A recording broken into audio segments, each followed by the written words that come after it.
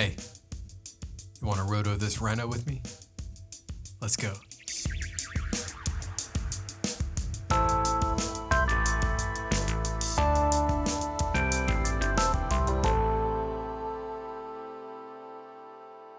Hi, I'm Craig. I'm an audiovisual designer, and this is my first tutorial. I tried to make something both entertaining and informative while sprinkling in some insights that I've gained through my experiences along the way. It's a long one, so feel free to fast forward to the part that you find most useful, but if you follow along with me, I hope you find some value in the commentary. I'm not used to being on camera, and self-production is a pretty big task. So if there's anything that you think I can do to make these videos more accessible in the future, let me know in the comments. So without further ado, let's get to it. So, first thing we're gonna do, once we got After Effects open, we're gonna bring in this cool footage of a rhinoceros. This is courtesy of Desmond Etzebeth on pexels.com. I will link that in the description. It's free to use, and if you want to use it, I suggest you go there, download it, and you can follow along with the tutorial, but I want to give him credit. So we're going to make a new composition. It's Control N. I'm going to move this down to 24 frames per second because we have a 25 FPS, which is non-standard, at least in the US. So normally you want to go 24 to 30, something like this. It's not going to really matter because we're going to be skipping some frames and using the software to interpolate what's between them. We'll go ahead and click OK. Grab our footage, drag it down in here. Now we got a nice, so it's made it the entire length of this. However, we're not going to need it.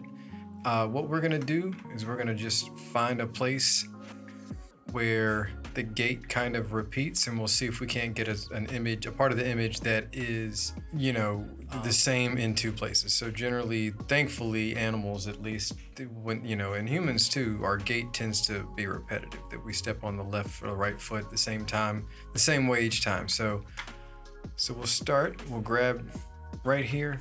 So it's nice and straight. So I think it's a good starting place. So we can just move this guy right here. And then cycle through, watch him, and there he goes again. That looks good. So from here we'll go Shift Control D, or Shift Command D, I guess, if you are on a Mac. I am using a PC, but Shift Control D, that'll split the footage, and then we can just delete the top because we won't need it. Now, a couple of shortcuts here. If you press the home button, it will move your cursor to the front of your composition. Then you can hit the open bracket key, and after, make sure your footage is selected. You can hit the open bracket key, and it will move your footage to wherever your cursor is. So let's see how we're looking here. Coming back down. Looks like we're pretty close. Now we're going to cheat this a little bit so it doesn't have to be perfect. If you were doing this for a visual effects rotoscope, an example to composite an image or to create a mask so that you can cut somebody out of an image, you're going to want to be a little more precise. But this, we're going to cheat because we're going to want the last frame and the first frame to be the same. So we're actually not going to be rotoing the very last frame, but we'll get to that in a bit. So the first thing we're going to do, we're going to bring it back.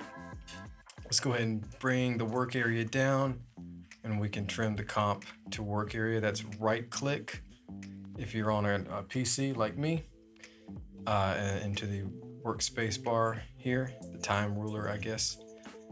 And that will allow you to get rid of the excess time in your composition. So now, and this will help when we zoom in and things that it won't have to search as far with all that extra. It can be a bit of a pain. Okay. And we'll go ahead and just do some bookkeeping here. Go ahead and hit enter. I'll just name this render. Render. There we go. Okay. And this way, in case we need to pre-comp anything, obviously you always want to keep your footage well labeled. Not everybody does. And if you're not handing the file to somebody else, it's fine. Some people are real sticklers about it. However, if you are giving the file to somebody, it's best to label things. It saves them a huge headache. Okay, so now what we're gonna do is we're gonna create a shape layer. I'm gonna go up to the layers, layer, new, shape layer. There's no shortcut for that. Come up here, click your pen tool. You're gonna look at your fill and your stroke. In this instance, we're gonna want the fill to be empty. We're gonna want a 4-point stroke. That'll give us a nice thick line. You can adjust all this stuff later on, but right now we're gonna make sure we have something to work with. It'll make it easy for us to cut out this shape. The other thing you wanna make sure, and this is personal preference, but it will save you some steps, is to click your Roto Bezier. And what that will do is that as you go around and trace the rhino, it will create curves based on your selections, and it'll save you from having to grab handles and pull them out. Okay, so we've got everything full screen, but let's zoom in a bit. You can use your mouse wheel that will do that, and you can grab your space bar. We'll give you your hand key or your grabber, and then you can move this over. We're gonna do a lot of this. Okay, so let's pick a place to start. We'll start with the horn. And we're just going to begin tracing this out. You see how the Roto Bezier is helping us keep these things in. So as you're doing this, because this is going to be an animation and not an actual silhouette that's going to be used in a mask, it's not going to need to be strictly precise. So you can cheat a bit, and if you, for example, want to make the ears look a little more ear-like, that's a good place to start. So, keep in mind what your final image wants to look like, because if you go completely literally on all of this, all the way through, you could end up with, and it's all a matter of taste, but you could end up with, a lot of boil, which is where there's a lot of movement in the lines. And I'll help you a bit later getting that kind of settled in. There's a few tricks that we can do as we are working out the shape. Now, you'll notice what I'm going to do here is I'm going to only work with these legs that are in the foreground of the image, and we will deal with the legs on the other side in the background in a bit. But this way we can mess one up. So Command Z, bring it back. There we go. And the ones in the background, we can deal with those a bit later, and we'll handle them a bit differently because they're going to kind of come in and out of the footage, and I'm going to show you how to make that work. Let me get this. And this is kind of one of those things, like whether you want the wrinkles, whether they're going to read well in your final image, we can kind of pick that out a bit later. There's a little mouth. We're almost done. Okay. Now, if we zoom out, and actually a shortcut here is to hit Shift and /, and that will bring your footage back and fill the screen. So let's see what we have here. We'll hit Control Command Y, depending on your machine. I'm just gonna start saying Control from here on out, and I'm just gonna leave it up to you to figure out, if you're on a Mac, what the analogous key is, because I'm a PC user. So Control Y brings up solids. We're gonna make a white solid. This isn't gonna be part of our comp, but we're gonna use this to do some quality control. So now turn the footage off, hit the little eyeball over here, and you can see we have a nice silhouette of a rhinoceros. Now, that's our first step. What we're gonna do now is you're gonna drill down into your shape layer, contents, shape, path. This is the path. What we created is the path. All right, you're gonna take the little stopwatch, you're gonna click it, and that's gonna make a keyframe. Now what that does is it says that at this point in time, whatever we made is what that path is gonna take that shape. And we're gonna continue on down through the composition, 10 frames at a time, and we're gonna adjust this so that it follows this, basically the silhouette of the rhino as we go through the comp. Now, if you hit Shift and the page down button, that'll move you down 10 frames. Okay, see how we've moved a bit? Now this is where it kind of comes at a matter of taste, because some people will just trace it out, make it really literal all the way through, and that will give you some varying results in the last composition. However, in this instance, I really want the head and the back and basically everything but the legs to kind of stay where it's at. It can bounce a bit, but I want the shape to stay the same, because that's not really what we are doing. We want him to have like a nice bouncy walk. So we're gonna concentrate on making the legs move and try to keep the rest of the shape about the same. It can move a bit. We want it to move a bit, just so it looks fully animated. But in my preference, I like to keep, say, the back shape the same, so it doesn't, move little bits here and there. But now, and also since we've created a keyframe here, whatever we do now will create a new keyframe for the new path at whatever point in the composition we are at. So we're gonna go in, we're gonna zoom back in, we're gonna start moving things. And this gets a bit tedious. Some people, so you may know a better way to do this, or a shortcut that I'm not aware of. But what we're gonna do is we're gonna grab the entire path. So we're just gonna grab the shape, select the path so that you can see all of your path points. Now, we'll make a selection, select them all. And what we'll do is just drag this down so that it kind of works. So now we have basic shapes around here. The ears are something that we will adjust again at the end, because as he moves left and right, the silhouette's gonna change and it won't really look like ears, so we'll adjust that at the end. We're just gonna leave that there for now. And then we're gonna move around. That back. So everything looks okay, but the legs. So what I wanna do here is move things a bit at a time. So this will help you keep your shape throughout the composition. It will ease things a bit as we go through. All right, so again, grab the path and that deselects. So just grab here, deselects everything. We'll make a little selection. And we'll start moving things over. Nope, that's too much. Tell you what, let's start down here. And this is what I mean by it gets a little. So if you click the path with this, it will select everything. Hit the shape layer, it will deselect everything.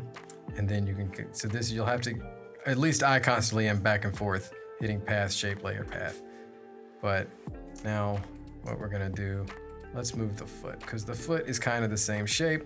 And it's gonna look a little wonky. And then we're gonna start moving points here. I'm gonna move this back just to give ourselves a little bit of headroom. And it will look, it'll look wonky, and sometimes you have to play with it to get it to do the right thing, but these will all move themselves with the path. And every now and then you'll grab the wrong one. You'll constantly be hitting Command Z and clicking through things. Okay. So that leg looks good. This one's looks a bit easier. I say that, I might eat my words. This one I'll just start grabbing, because as it rotates, it's gonna be a bit difficult. So you just kind of have to do this one manually, because the shape of the foot has rotated. But it is helpful to keep the tip at, the tip point as the same one. So we'll keep these three, we'll try to line them up here. There we go. And what we're doing is creating data that the software is going to assist us in filling in these frames. So that's why we're going 10 frames at a time to start with. And as we go on, we'll start filling in the ones in the middle where they don't work well. But for the most part, I find it to be pretty interesting how easily they kind of work out. So we'll go on and we'll do Shift, page down. I'm gonna bring us down again. Now, one thing about this footage is the rhino kind of moves in the frame a bit. So we're gonna trace him out as he stands in the footage, and then we'll compensate that afterwards. And that way it'll help us get our loop so he doesn't kind of bounce back and forth. Okay, so again, we are going to make a selection, select them all, zoom in. And you know, I'm using the head as kind of a reference point for the silhouette. So we'll move him in. He's getting a little bit off. So what we'll do is we'll make a selection here and we'll just grab these. We'll grab this extra point. So we'll grab these here and then we'll move the chin in a bit, move this guy down. And that way it's still adjusting to the silhouette, but it's keeping this in about the same shape. So this, while it might move from here to here, the chin will kind of stay the same shape and won't bounce around too much. We're gonna do the same thing with the ear shape. We're gonna grab large sections. And it's kind of one of those things in the same way that we're working in large chunks and then we're gonna work back. We're doing the same thing. So we'll, make a large selection, move the whole selection, and then if something doesn't work, move the single points. But that way you'll get a much more consistent result. And we'll do the same thing. We're gonna back out a bit. We're gonna do the same thing with the back. So we're gonna grab the whole back. Let's also grab this. I keep hitting the wrong button there. It's not control. What is it? Shift. Some ways there you can add points to your selection. I'm clearly not doing it properly here. We'll bring this down. Let's bring it down to about here. I think at this point, let's see. Is that part of... Sometimes it's kind of hard to tell. I can't tell if that's part of the rhino or if that's a shrubbery coming through from the background, but we're gonna leave it and we can mess with that at the end. I want to adjust the tail a bit here. Okay. Now, this part isn't going to matter as much because we're going to pull this in. So we're going to you sometimes have to make a decision as to where you're going to split the foreground and the background. We're just going to use, the flank right here as the foreground, and we will deal with the rest of this as the other pair of legs. So now we got a bit of a different stance. Let's go ahead and bring the belly down here. Get that right. Okay. This isn't always going to be perfect. Sometimes you have to squeeze these points in weird places and just hope the software can figure out. And to be honest, the software is really good at doing that. So I'm kind of having to squeeze these in, but now we're gonna move around. So I'm messing it up a bit. This is where you're gonna use your eye a bit too. Because if it gets blurry, you just kind of have to figure out where you think it would be. And if it looks good, it is good. So don't worry too much about getting it perfect. At least I don't. In a situation where you were doing this on actual live action footage, cutting someone out of it. Like sometimes if a key, like a green screen doesn't quite work right, you have to do this manually. In that situation, it's much more important because you're putting it into live footage and it's a lot more of an exacting process. But we are making an animation. It's supposed to look a little cartoony. And again, it's all personal preference. This is, yes, some people like the way that looks in their animation, and that is absolutely fine, and they can do that. But this is how I do things, which is maybe not the right way, but that's what I'm showing you how I do it, not necessarily the correct way. Okay. And I'm gonna just select this whole foot, bring it over here, just so I'm not grabbing across the screen the whole time. Bring it down. All right, so I'm gonna move these up a bit because these are actually the legs. This is like a toe here. And I do think that the software will sort this out even if you don't get it quite right. But giving it a try, giving the software less to do is always kind of a good idea because it's not perfect and it does its best. but if we can give it something good to work with data-wise, then you're gonna get a better result. Okay, and we're getting there. All right, so now we got this flank. All of this isn't really gonna matter. You're just gonna kind of give it. I like to give things a nice curve when I can. Kind of keep things in this situation, just, you know, if all the curves kind of have the same curvature, for lack of a better word, it's gonna work out better for you. All right, and just to see what we're looking with, let's hide the footage here. So this is, from here to here, we're actually starting to look okay.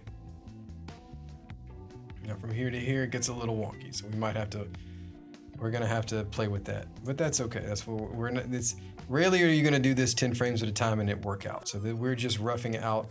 Think of it like a sculptor. You start out with a block of clay, you whittle it down. All right, eventually you have a masterpiece, or something really ugly if you're not a very good sculptor. Okay, so now, and I will say something you probably could do is you start at the front and the back so that you have clear frames, but I'm not doing that. We've already done this, we've already committed.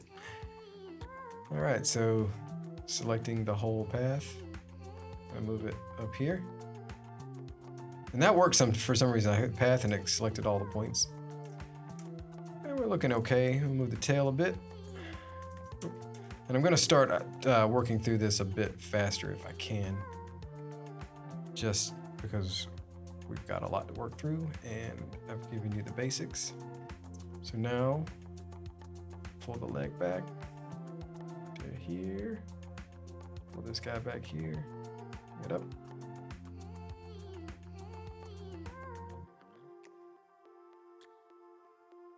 Start moving this in. Round out this leg. And I will say, the more time you spend on this, the more, you know, the more exacting you can be, the better it's gonna look. I do have to get through this tutorial with you guys, so sometimes I can spend, you know, up to 3 hours doing something like this. And I don't think you wanna sit here for 3 hours and watch me fiddle with path points. I'm cheating this one. It's okay, it's gonna work out. We're gonna make it work out. If it doesn't work out, we make it work out.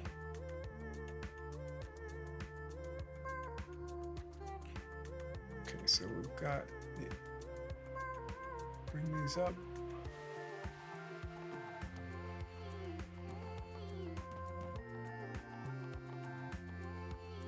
And you just kind of have to keep your patience. Sometimes it's not that easy because, well, I say one thing we can do, just to make our lives easier, we'll lock the footage and then we'll lock the white solid. So that way we can't click on anything else behind it. It'll only select the shape layer now.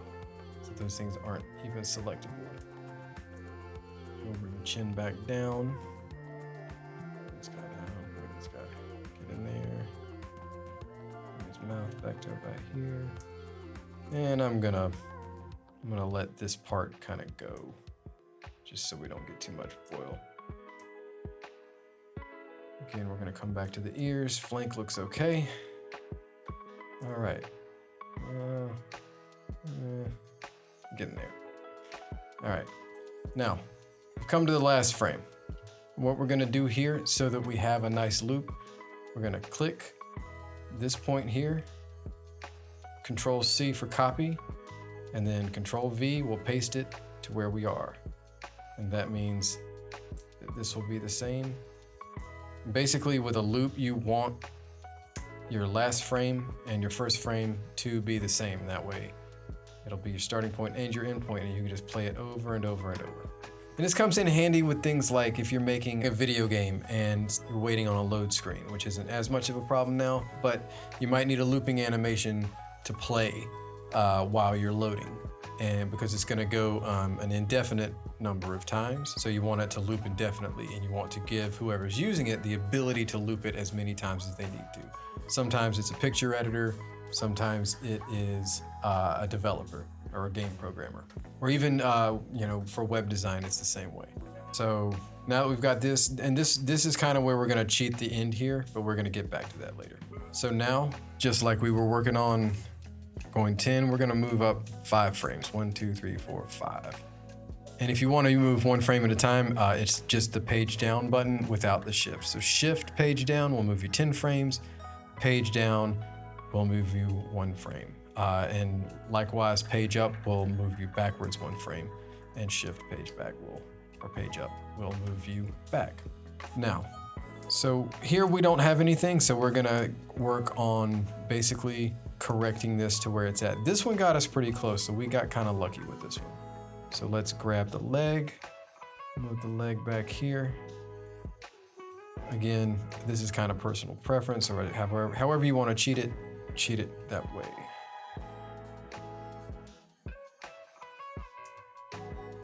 And for now, we'll do a kind of a QC pass at the end. We'll look at everything. We'll see where things don't line up.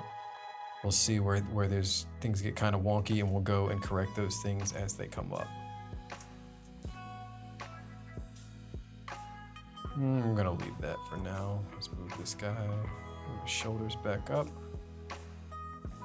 Ears looking okay. So this is something that has come up. He's moving his head back and forth, which makes this kind of come and go. We're gonna leave that for now. And then we are going to grab his head silhouette, move it up. Get this guy kind of left out, so I'll move him. There we go. And I think we got lucky here. We're just gonna move, let's see if we can cheat this in a bit, cheat this back out, flatten the leg up. Now, I will say the example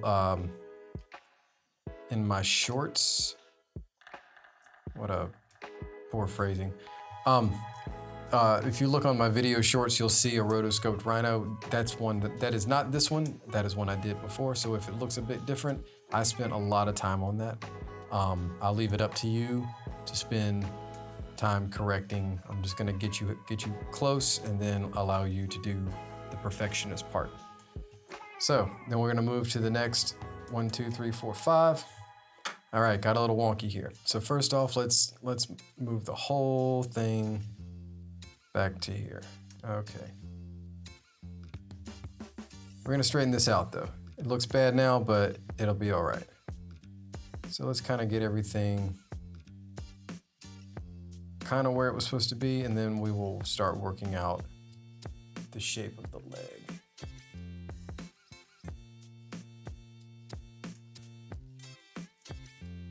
So we've kind of got the leg here. Now we can do the foot.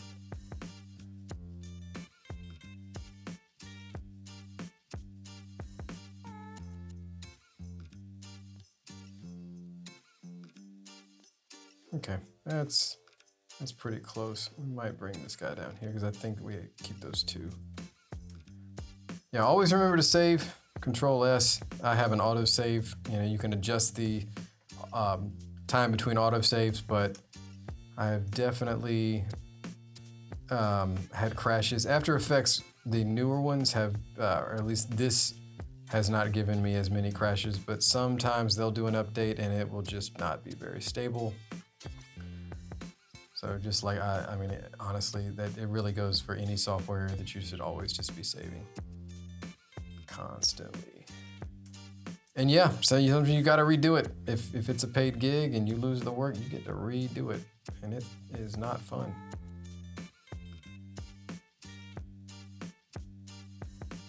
Splitting the difference on the flank here. Okay, we're getting there.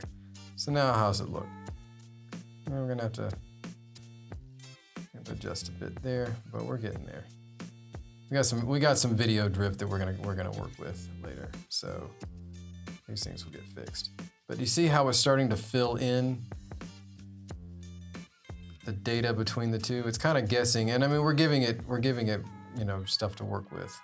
But this way you don't have to do every frame. Back in the day, it definitely did every frame, and there are animators now who still do every frame.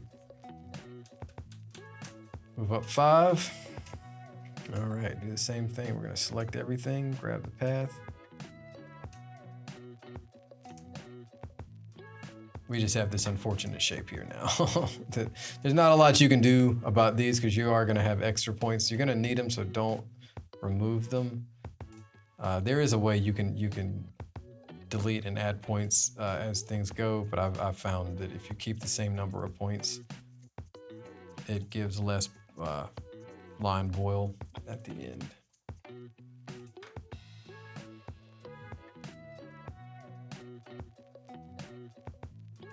I think my plan to keep the shapes is kind of going out the window at this point. So just start grabbing your points and working that shape.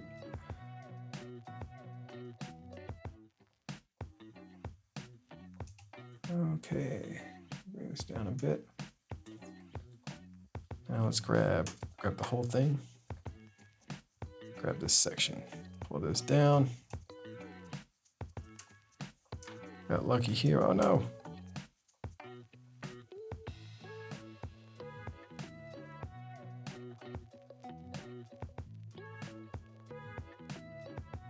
So one thing we are working with a side view, a silhouette, if you will, and that does give us some helpful points to keep this kind of in line. The tail being nice and curled and a round shape there. It's a nice kind of guide point for us to work with.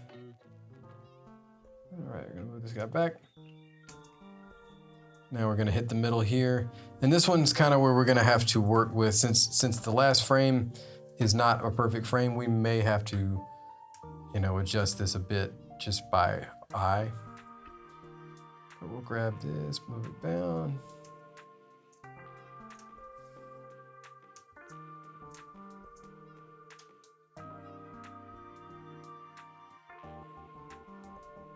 If this frustrates you, that's okay. It frustrates me a lot of times too. And I find that if I'm getting to the point where moving these things around, doing this kind of tedious work is really setting me off, getting me tilted, step away for 15 minutes. And get back to it. Sometimes you just need to take a breather. It's not worth getting worked up over, and you will end up saving yourself time and energy in the long run. Got a bit of, looks like we can, find it. Sometimes if you can't find the lines, maybe blurry, because sometimes, when animals move, the image blurs. And if you're having trouble finding some of the lines, you can adjust the contrast on the footage. Sometimes that'll give you a hand, helping, bring the lines of the silhouette a bit more into focus. We're just gonna leave that right there, kind of, since that's gonna be a bit of a, since basically between here and here is gonna be something we're gonna eyeball that. All right, so now we've done that. Let's make another pass. And we're getting to the point where usually the software starts to figure it out. So once you get into about 2 or 3 frames between, you don't really have as big of an issue. You don't have to correct as much. Sometimes you have to go through frame by frame. I've definitely done some VisFX work where I was rotoscoping, a live action, like an actor, and the way that it was moving was just, I still went through the same process, but I did have to go through and tweak every single frame, and that can be very tedious. But what it did is make me good at this, so I got some chops from it. And basically, I started doing that first. I didn't start out by doing this. I started out doing VisFX rotoscoping for compositing, so that to composite an actor into other footage. But in doing so much of it, I ended up with some really good chops.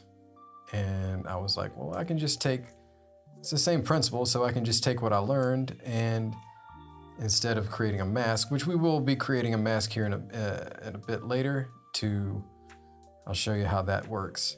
But it's the same principle. I was like, whether I'm doing it on live action footage or if I'm doing it to create an outline that is an animation, it's the same process. And actually this is a little bit more fun because I'll be honest with you, I enjoy this a lot more. I do VisFX kind of out of necessity. And not out of necessity in my life, but it's a necessary thing in the creation of a film when footage just doesn't work for whatever reason. So you don't really sometimes feel like you are doing it for fun. However, this is just for fun, because who doesn't love a rhino? Okay, on to the next. And I think you can probably see how the software is getting us a lot closer now. I might regret messing with these here in a bit, but we'll see. You know what? I'm not gonna touch them. Take that as a sign just not to mess with them. Okay.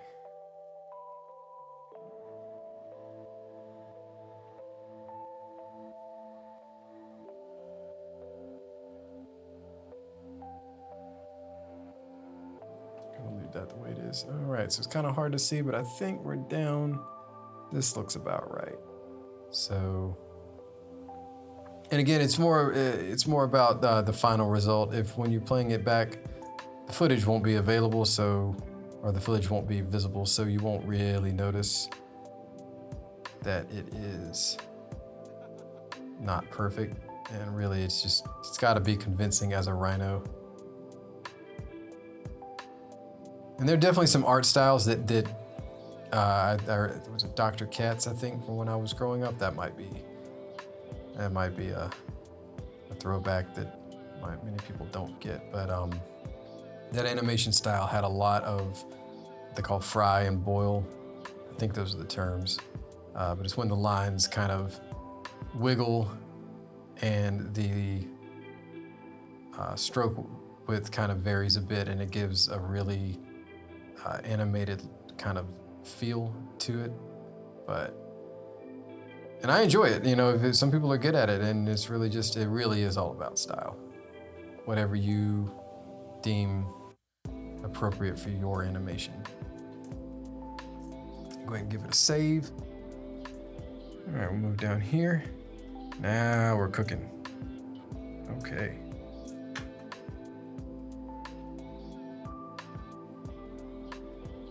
There are some other programs that might help you get close to this. This is more of a manual way of doing it. Mocha, and in After Effects, there's Mocha AE, will help you. It's another way to do the same thing, really. It's a software. You can use it for motion tracking, and then sometimes, basically, I use a combination of motion tracking and masking. So instead of moving everything frame to frame, every 10 frames, you make a mask and then you hook it up to something that is motion tracked footage, and it will move the mask for you. And you still kind of have to manually adjust it, but it'll kind of do the job of what we're gonna do later, which is to compensate for the drift in the footage. And I've used it with Vision Effects. I didn't think it was going to get me the best result for this, so this is how I did it. And this also helps you learn the fundamentals. There's a lot of different ways that you can accomplish the same thing, but this kind of will teach you the basics. And then, there's most of this kind of work is about problem solving. So you have something to accomplish, and you have to figure out kind of how to get that done. And everybody has a different style. Everybody has a different way of thinking and approaching problems. And if you learn kind of basically that, you're moving frames between frames 5-10 at a time, and the software is, helping you out, then you can kind of get deeper into the software and allow it to help you out with some other results. There's also the Roto Brush. I tried that first. Sometimes it's nice to try the most automatic way first. It did not give me the results that I wanted.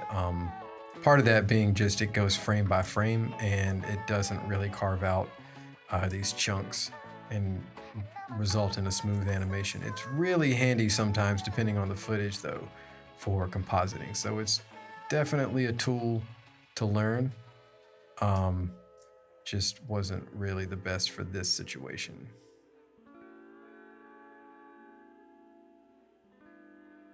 Okay, this one's, I don't think will be as bad.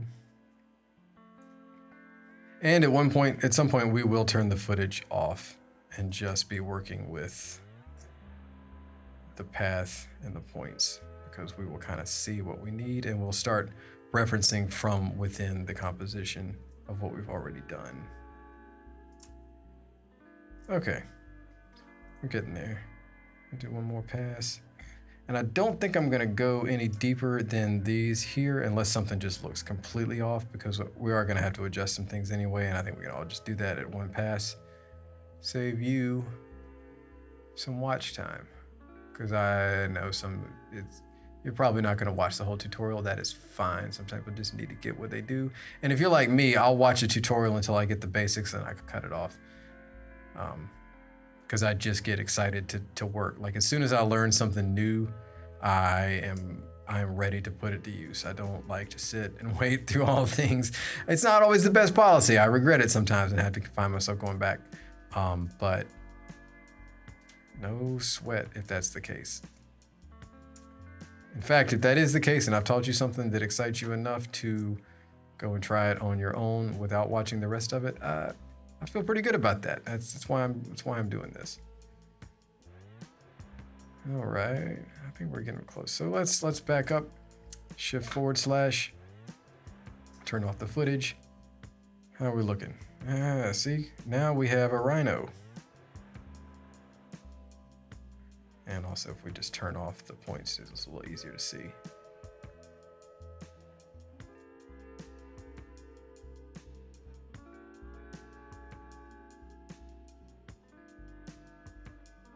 Hi, it's me again.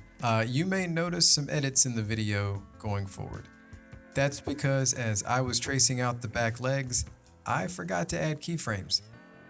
These things happen, and hopefully I fixed it in the edit, but that's life. So if you notice some cuts from now on, that's why. But that's enough talk. Let's get back to it. Okay, now let's do these back legs. Let's move all the way back here. Go ahead and lock shape layer. Let's title this, well, okay, can't. Let's title this Rhino Main, just so that because we'll have a few shape layers here and we want to keep them, we might be selecting through them in a bit, so we want to keep them easily distinguishable. Okay, so same as before, new shape layer. And this one we want it to be, going to be behind this one, so we'll move it down.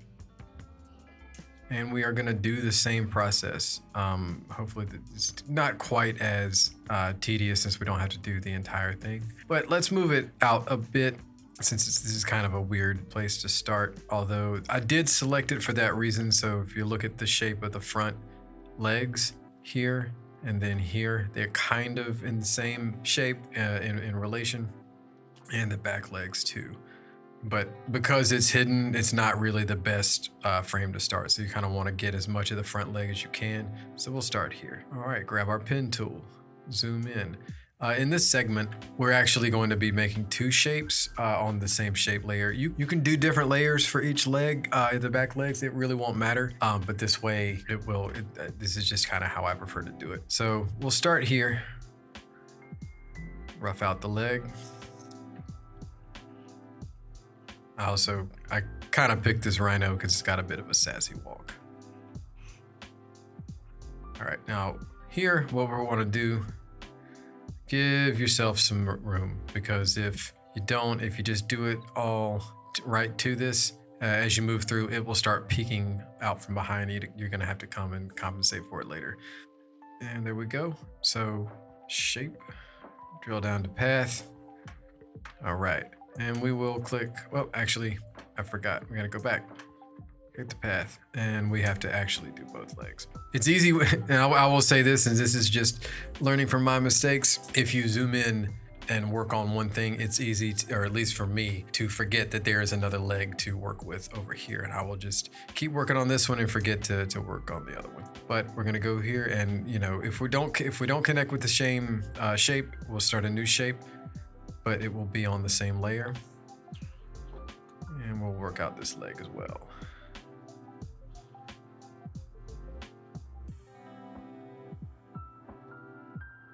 We'll go up here. I will show you how to hide this stuff as well. There's a little trick that I used in the last one Sometimes I'm proud of myself for problem solving. Some people might think it's intuitive, but if I do a trick, I want to show people. So now we'll move to the next one, and we are way off. So and see, now we have two shapes in the same shape layer. This will be working. I'm just gonna move these up, just readjust them. That way shape 1 is the front, shape 2 is the back. Just helps keep that straight in my head. Path, there we go. I was just gonna grab them both, okay. All right, so I got some work to do.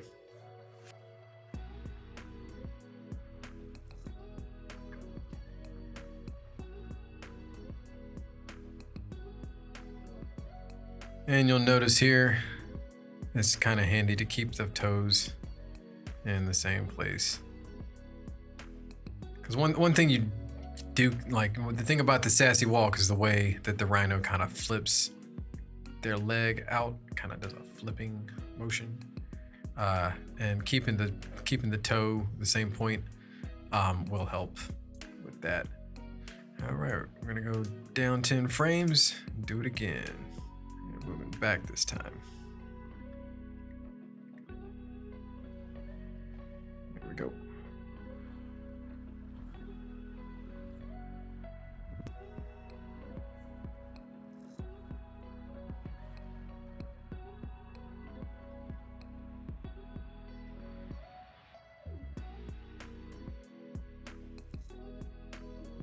Okay.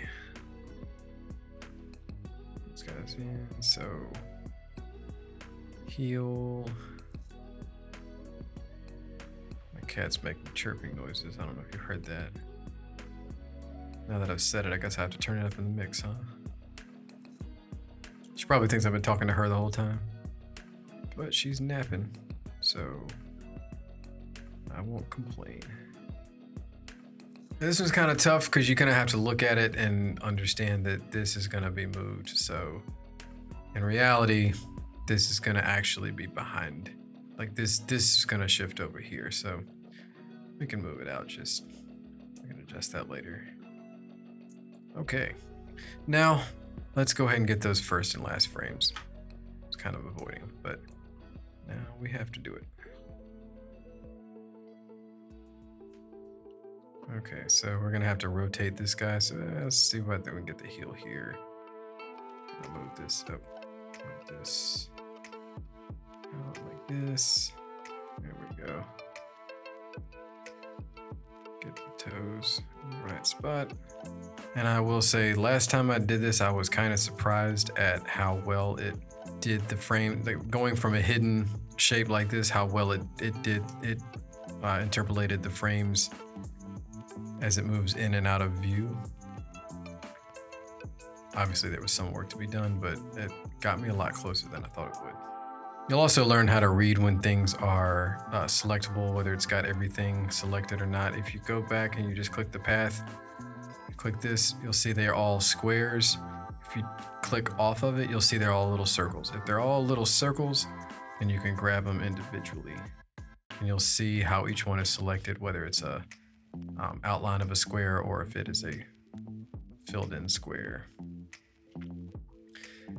And you'll just kind of get a feel of how to read that as you're working through this stuff. All right, now see how we're gonna move this guy up, because that would peek through.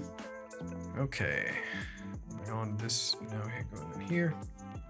Now we're getting a little closer, at least in the front. Select path, the whole thing. And again, we can kind of eyeball, since most of this guy's hidden, this won't matter. So we can kind of leave that as it is.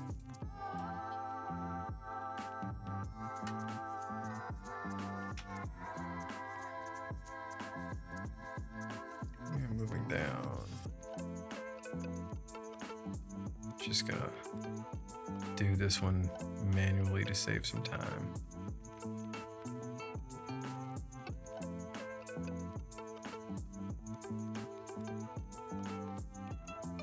Let's just see how we're looking. What happened here?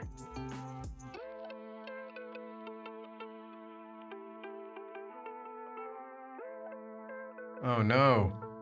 I just realized that I never set Oh, you've probably been watching me do this the whole time. I never set the stopwatch here. So I'm gonna go through, we'll cut the video here. Watch me do this all again. So basically what I did, I never clicked the stopwatch on the second path.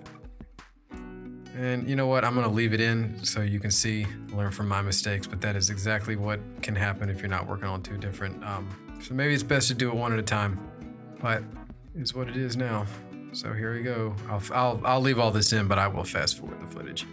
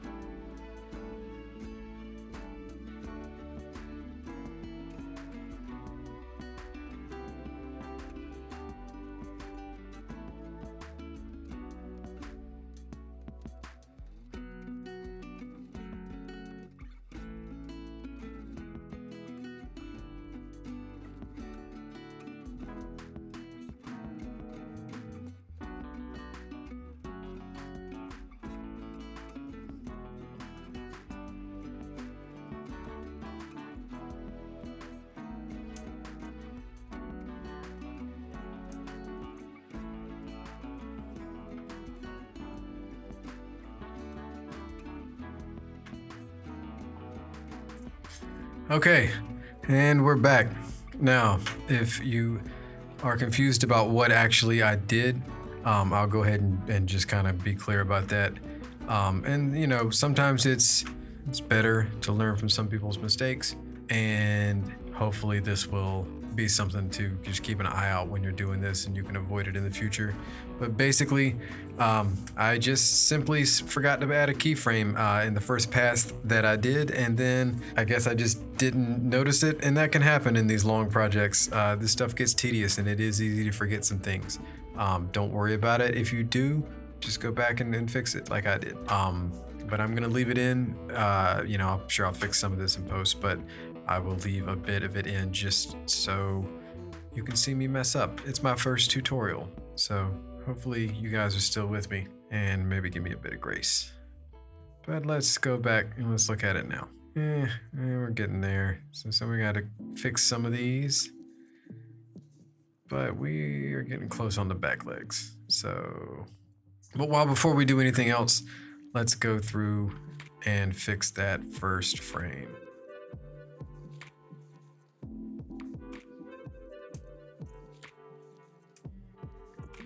Okay, so now that we have these, we're gonna select both of these, copy, move it down to the last frame, Control V, paste. That doesn't look great, but we're gonna fix that. It will look great. So let's go through and get some of these in the middle here just to kind of get, because 5 frames at a time just isn't gonna be enough. So, but some of it's gonna be hidden, won't be too bad.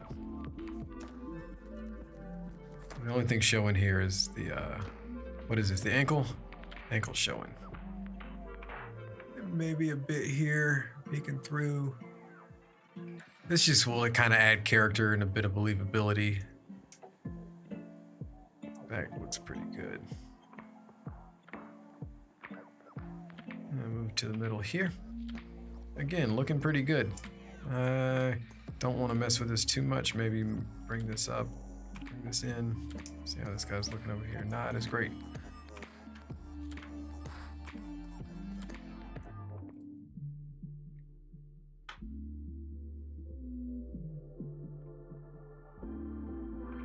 And if I weren't doing this for a tutorial, I would probably be checking this stuff a bit more often against things.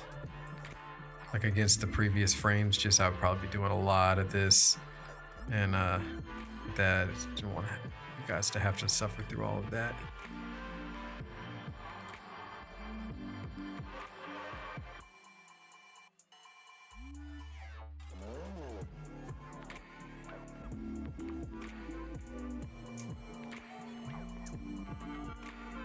Tuck this guy back here. This can we're just gonna leave this the way it is because that's all gonna be hidden. Down some more. I feel like the back legs kind of stay in place a bit better. Just probably as the nature of what they do and the kinetics of the animal. Yeah, look at that front one's doing all right. Bring this, tighten this up a bit. So too wild. Middle here. Ooh, this one's not looking. We gotta mess with this at the top. Front leg. It looks so good. Let's go ahead and do that now since I see it. I will say what I'm doing is dangerous because I could easily forget to lock it back and then just undo everything that I've already done. But sometimes, especially now since I saw it, we'll just go ahead and fix it. Now, lock this guy back. Yeah, the front leg looks good here. Now you see how this kind of getting a little curvy. This is the kind of thing that as it's moving could show some wobbles in the line. So either might straighten that out now or just kind of in our QC pass in a bit. But I feel like you want the leg to have the shape of a leg through the whole animation, not a spaghetti noodle that's kind of moving in and out of the shape of a leg. Okay. Same here. Move this guy back. A lot of times it's about saving, picking where to do your adjustments. See, this way I just moved it to the foot, and then I can move the leg's a bit easier to match up sometimes than the foot, so just kind of moving things as little as possible in our adjustments, giving the software less work to do. Okay, looking good. How's that front leg looking? I don't really want to mess with it. I will maybe just make a keyframe here just to kind of mark that I've done it, maybe flatten the foot up a bit. Sometimes even if it's not the place that you want to, like you don't really need to make an adjustment. Sometimes it's good to make a keyframe just so if you make an adjustment elsewhere, you're just kind of marking that it looks good. In fact, I'm just keeping it in shape. This one is obviously not right, so let me go ahead and fix that.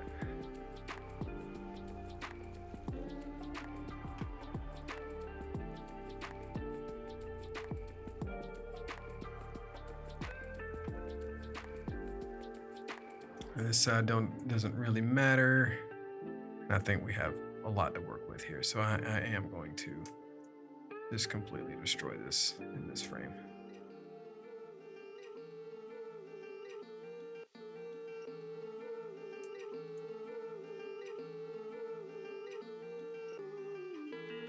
Again, I think we're gonna cheat these, so I'm gonna move it there for now, and we will probably adjust that again later.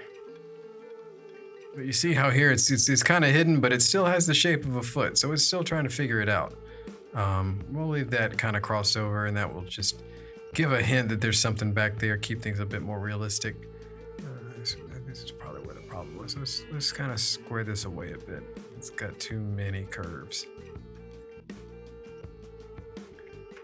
Okay, So let's just see how we're looking. Let's just give it a look-see here. See if we have a rhino. And look at that. We got a walking rhino. That kind of jumps there. We're gonna fix that. Check him out. He's doing good. Good looking rhino. Okay. So I think we're gonna leave that as it is. I would probably fix this guy right here. Just because he's losing his foot shape a bit. I didn't actually keyframe this one, so I'm gonna do that now. But this is kind of moving into the quality control pass, where you kind of look at it as its own entity without the footage. And I'll show you how I go about doing that in just a second. Let's get this straightened out though. Too many wrinkles. Let's make it more of a straight shape. There we go. Get in there. Okay. And bring the toe out. I think that's part of the problem with the other ones. We keep the distinct foot shape, but keep the toe where it's at. Let's go ahead and move up here, and we'll do this guy here. Oh no.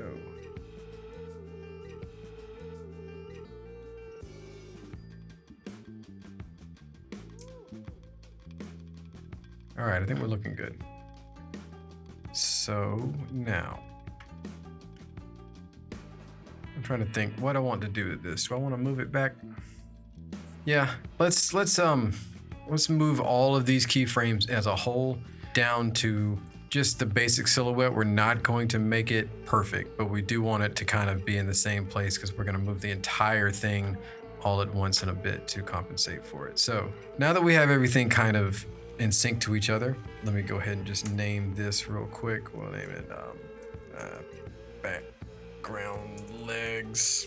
So one thing that we do want is that these two, even though they're on different layers, we want them to stay in the same place in relation to each other. So in order to do that, we're just going to move over here to the parent, and we're going to drill down, connect it to the rhino main, and then that way, anytime I grab the rhino, the background legs will move with it. But now let's go ahead and just individually, and you can still edit these individually. It just means that any positioning that you do of this main this main layer, the other layer will follow, but you can still adjust things individually in them. And so we're gonna grab the entire shape and I'm gonna kind of move it to there.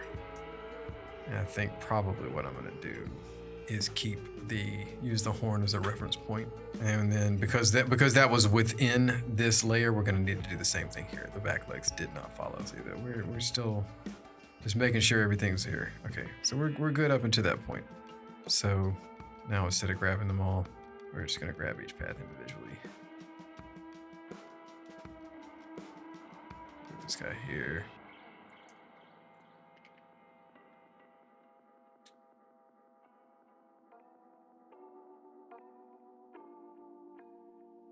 Okay, now how we're looking.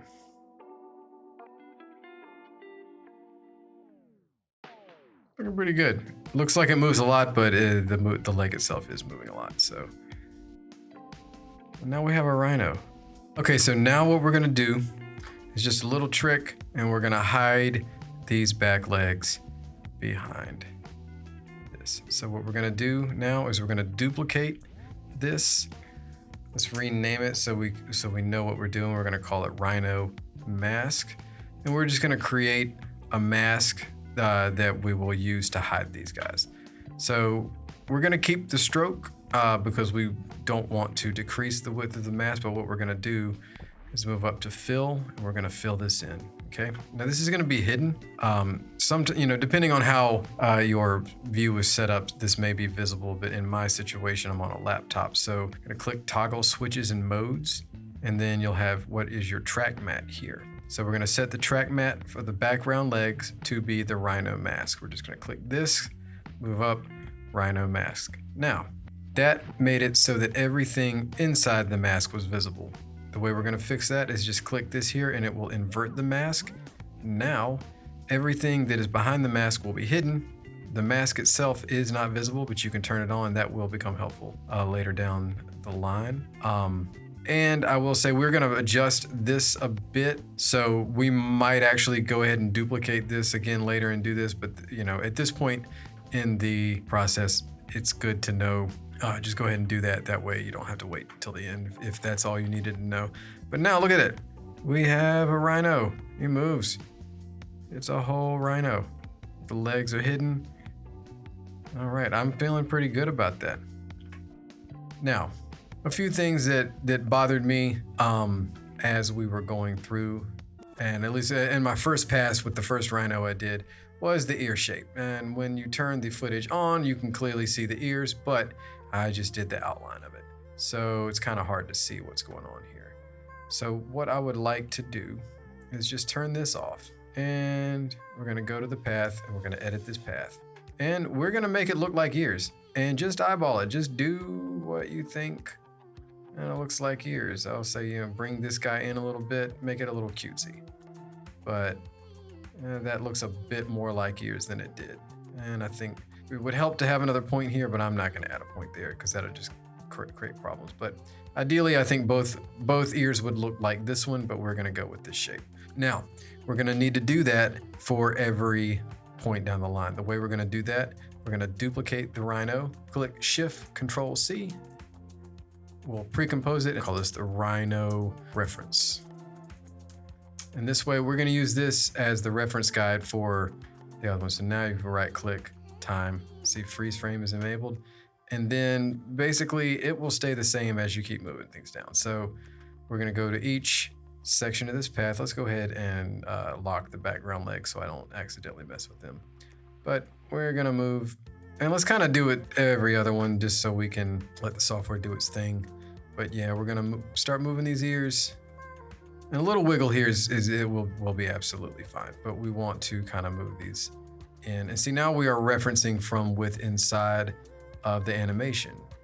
We are now using what we already did to kind of get a consistent look to our animation. And you can also do this. It does kind of help to go ahead and just, you know, mess with the whole thing and kind of adjust things. But for right now, I think we're probably better off just, and I think we're gonna have to do every one because it's just gonna move in and out of.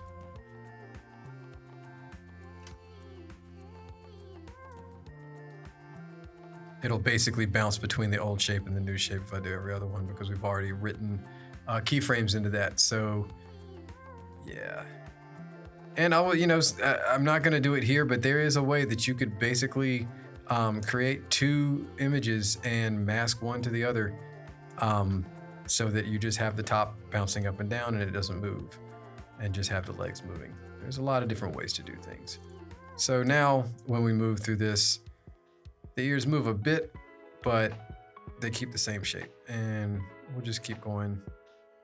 And so one thing that is happening here is that there's some drift in this because it's, you know, it drifts through and we haven't compensated for it yet. So the rhino reference is always gonna be at the same point as it is, you know, at the first frame. So what you can do is that when you move your cursor, just hit the open bracket key and that will move it down, and it's helpful so that you know you're on the first frame. That's why you freeze frame. Then you don't have to do that. If you didn't freeze frame, you can do that. But this way, what you can do is just move. You can move it down to kind of, the first frames didn't really move too much, but then when it drifted here, I need to move this whole thing. So just move your reference, don't move your main comp. Move your reference close to where, or sorry, I'm using the wrong terms. Don't move your main layer because that will give you problems down the road. You realize what you did too late.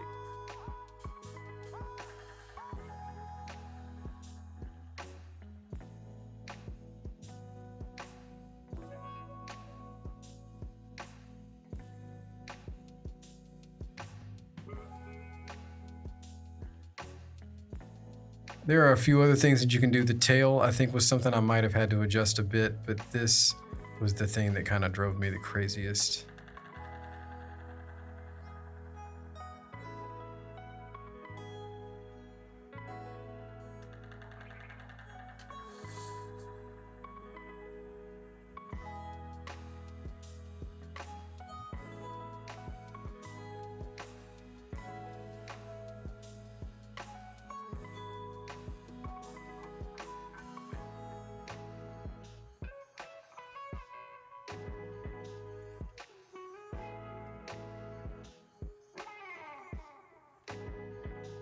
And you don't need to make it perfect. Having a little bit of wiggle in there is kind of nice. At least makes everything look animated and alive. If everything is too stiff, it can kind of, you know, that might work for some things. But this one I kind of like everything moving a bit, because it's not a traditional animation. It's a rotoscope, so do kind of want things to look like they are bouncing around. I want it to look a bit more like a trace than, you know, a series of drawings.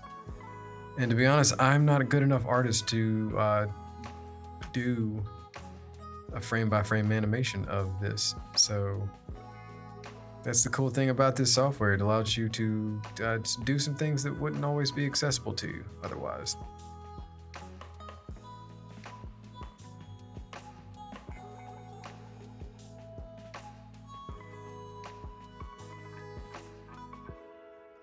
And in doing this, you can kind of figure out where you're going to have to compensate for the drift later on down the road too, which I think will be our next step.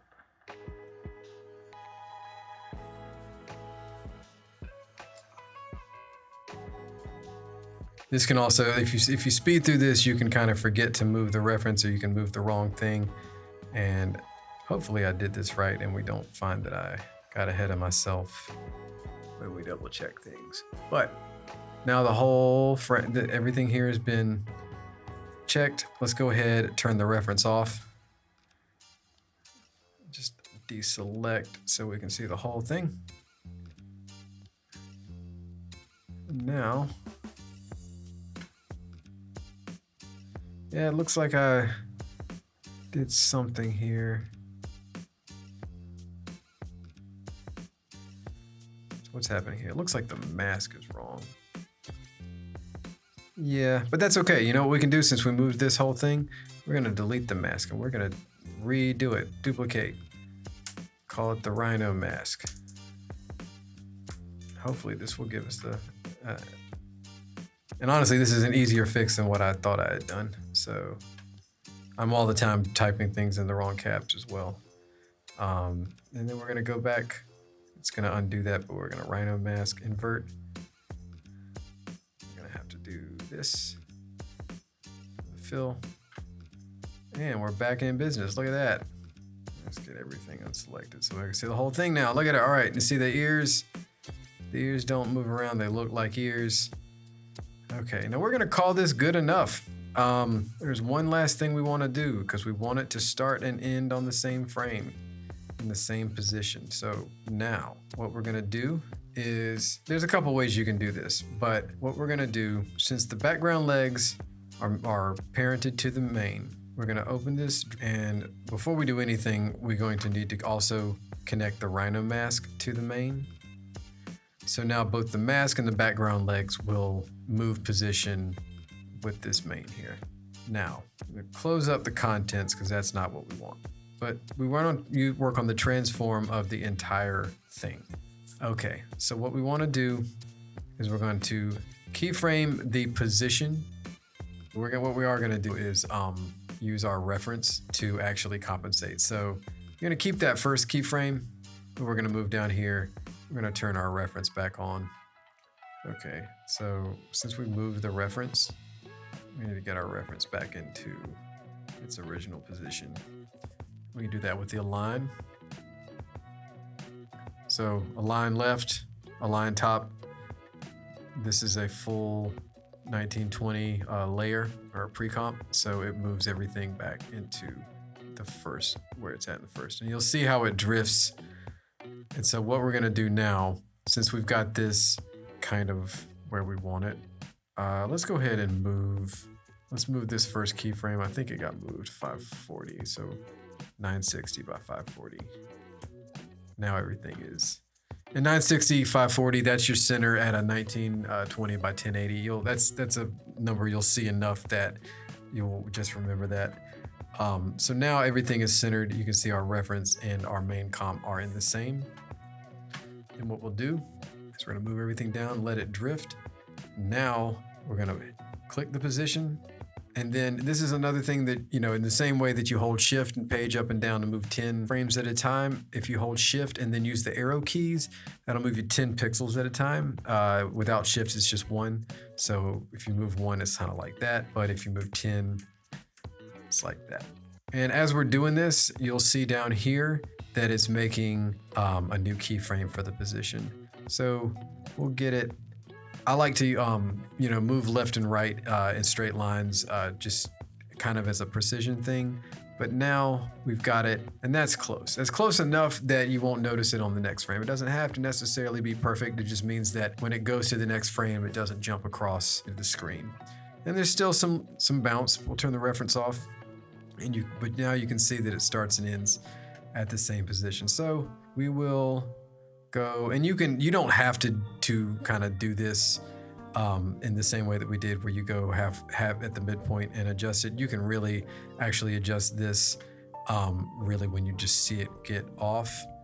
But yeah, so what we're doing is we're creating an animation track, so it's actually moving the entire layer, and you can't see it because if this were a full screen layer, you would see the edges maybe come off, but since it's a shape layer and all the contents is just here in the middle, you don't see it. But we're just gonna go through and manually kind of compensate for it. This is also something that you can use Mocha for.